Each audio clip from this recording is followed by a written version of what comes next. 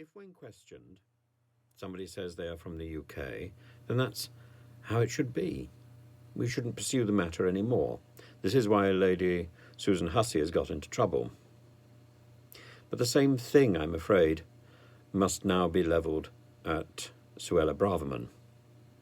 Yesterday was Independence Day for Albania, and Albanians proudly were celebrating in the streets, particularly of London, and waving the Albanian flag. And GBNews got hold of the story. Now, it turns out that there is a sizable Albanian population growing in the UK, legitimately here, working and contributing to our lives and paying tax.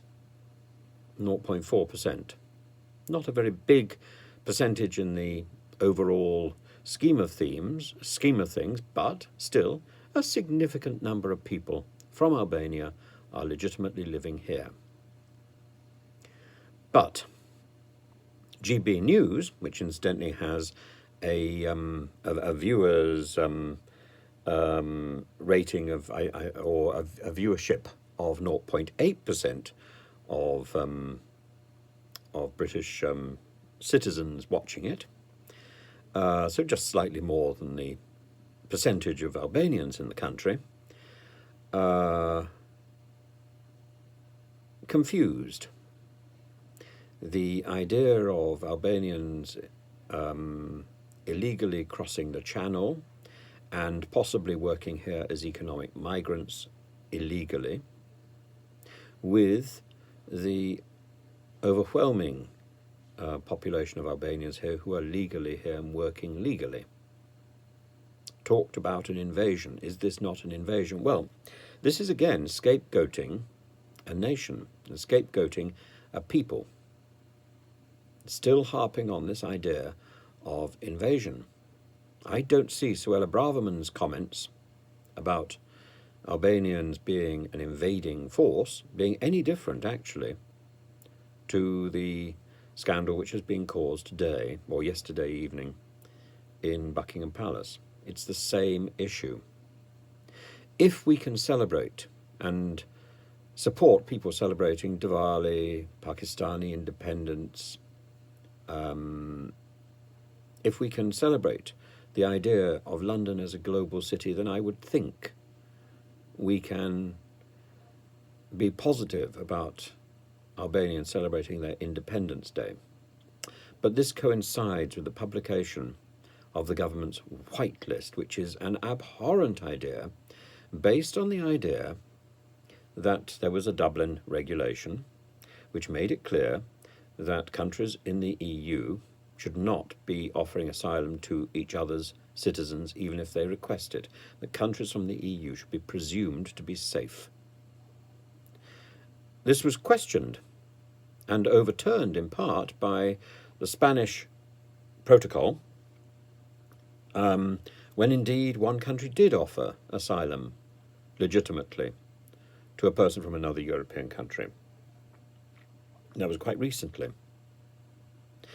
And when we left Brexit, when we left Europe at Brexit, we left the Dublin regulation and we didn't put in practice any alternative. We didn't arrange with France to sort out the protection of the borders, which we could have done. We didn't put visa sites on the French side of the channel, which we could have done.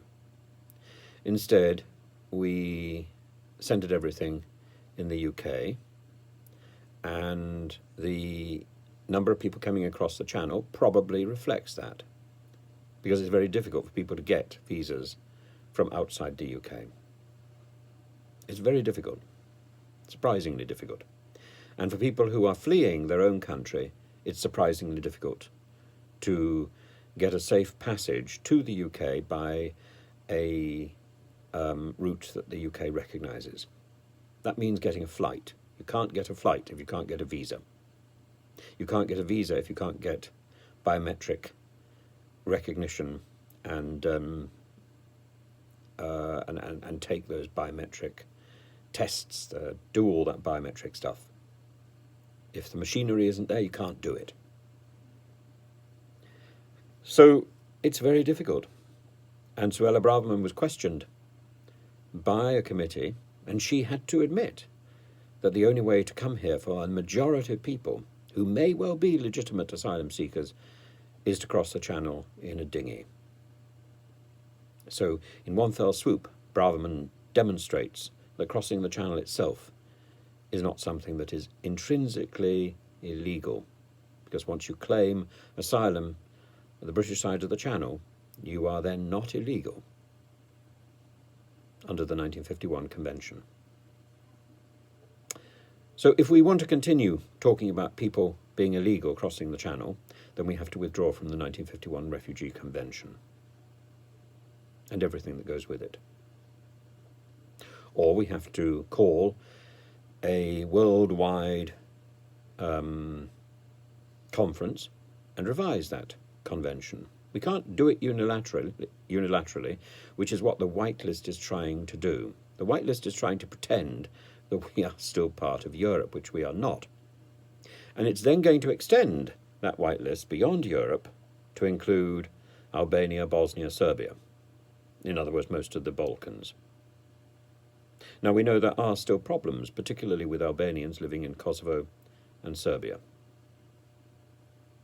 And they may well have legitimate reason to flee their country and to claim asylum elsewhere. Where would they claim it? Of course, in a country where they can speak the language. Well, we are marketing English as a foreign language and marketing IELTS and TEFL, IELTS Academic V1, then we should not be surprised that people are looking to the UK as a place of refuge. We can't make money out of foreigners and then expect them not to turn to us for support. We can't milk them and then wonder why they come to us. We simply can't do it. It's nonsensical. So I'm just pointing out that there is a problem.